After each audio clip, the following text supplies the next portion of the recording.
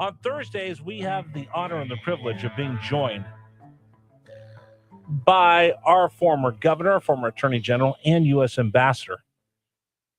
3 different hats that he's worn in service of this Commonwealth, and he joins us on Thursday. Governor Jim Gilmore joins us right now on News Radio WRVA. Good morning, sir.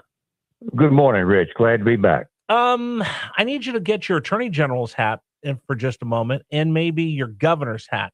I wanted to get your reaction to a story that's now popping up. Abigail Spanberger is going to step in and ask the Corporation Commission to look into the proposed Dominion Energy merger with the bigger energy company and what it means for Virginia. And there's a lot of folks that are lining up saying, wait a minute, we need to think big about this. From a legal standpoint and an executive standpoint, what are your thoughts? Well, last week I issued a press release calling on the General Assembly. Sir, hold on a second. I'm going to ask you to move just a little bit because we're in that one dead spot. How about that? Oh, much better. A little bit more. A little bit more. Okay, how about that? Okay, good. How about that? Yep. Okay, sorry about that.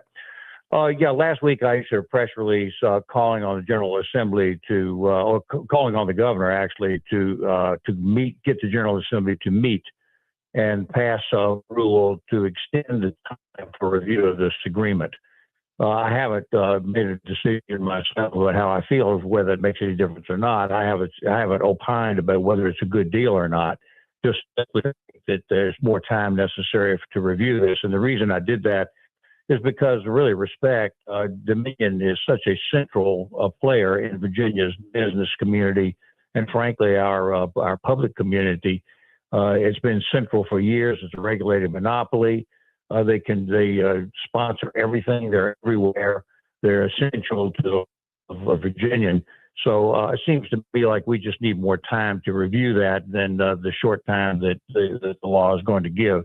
But I don't know whether a decision has been made to call back and buy more time, or whether the governor is simply going to look into the deal. I think looking into the deal is a good thing to do. So that's just showing prudence. Okay, let's make sure when you have somebody as important as Dominion Energy, and we see what they're responsible for. Because honestly, as I look at this, sir, my big question is, how do we get more plentiful, reliable energy for this Commonwealth? Because I think the lifeblood of this Commonwealth is going to be, will we have plentiful, affordable, reliable electricity? And if we don't have that, the Commonwealth takes huge steps backwards. Some years ago, Virginia did not do anything to intervene or change their laws to make banking more possible and more favorable in Virginia. And we lost the entire banking industry. They went to Charlotte, North Carolina. Based on that experience, you simply want to be cautious about an organization, about a company as central to Virginia's Dominion. Just simply want to be cautious about it. Now, to your point, you're absolutely right. We have to make sure that there's a plentiful supply of electricity. Dominion might say that this is exactly what they're planning to do. But the thing to be worried about here is that if they're going to lose control, and they would be in this merger, there'd be 25%. The Florida company would be 75%.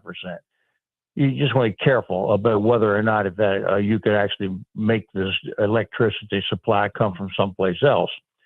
And maybe it could be put into a position where some other place like Florida might become the future of data center development, for example, and then, of course, control the development of artificial intelligence, AI.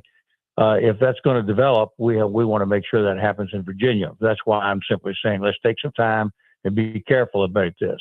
The other thought, of course, is that when the time comes to really get around to doing data centers and AI, we want to make sure that the consumers aren't paying higher electrical bills because of data center creation. And I think there's a move at this point to make sure that the law and the rules put the data centers in a position where they have to pay the bulk of the increase because of their usage.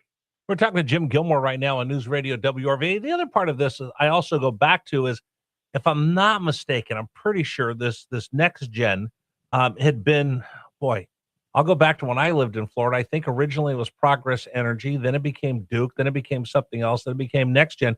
So as we see some consolidation within the electrical the electric companies, who knows what happens if these two get together? Then does that morph into something else 5 years down the line, 10 years down the line, and you don't remember Progress Energy back in little old Florida because it's been gobbled up by bigger entities? There have been some moves to consolidate this company, NextEra Energy, has failed to get some other states' electrical groups that they were trying to acquire that they have not succeeded.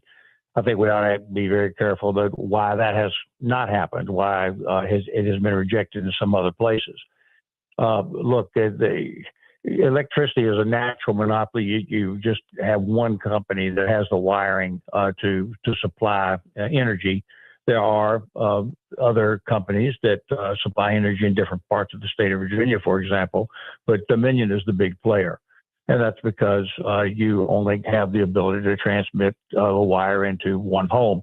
So in consequence, it's a natural monopoly. That's why it's regulated. That's why this merger doesn't just go on and go the way that mergers usually do without any government intervention.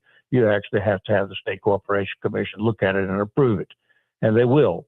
And let's make sure that they have enough time to fully consider not just the technical implications of policy and public implications, and make sure we're doing this correctly.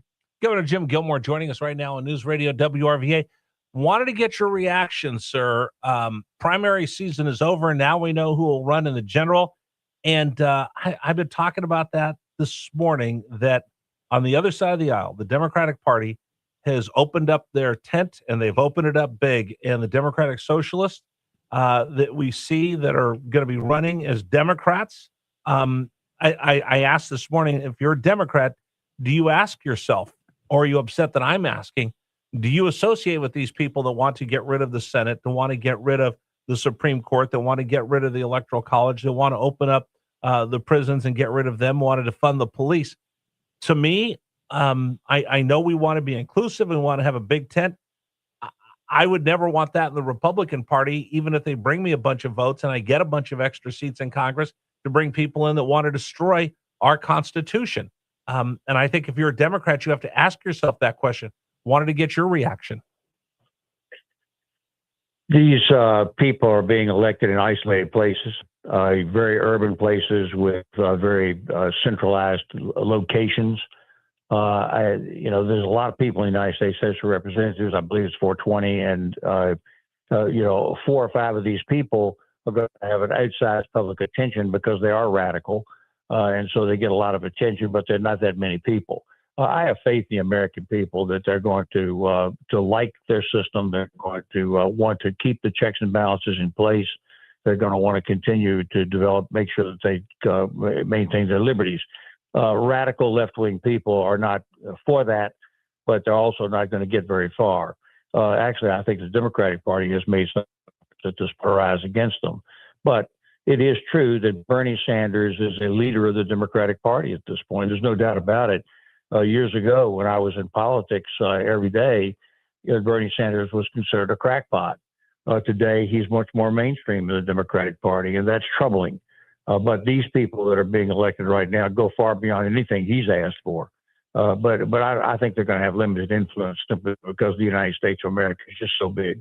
It is amazing to me, though, that Bernie Sanders, who, a couple of presidential runs were thwarted by super delegates, and where he is today, he's not a member of the Democratic Party. He's independent, and he will tell you he's not a member of the Democratic Party, but he's cast such a large shadow over one of our two major political parties. Well, he's really a Democrat. He can call himself an independent, but as he quotes caucuses with the Democrats, he participates in the Democratic Party in terms of his public policy and what leadership that he wants to provide. He sure ain't a Republican. No. You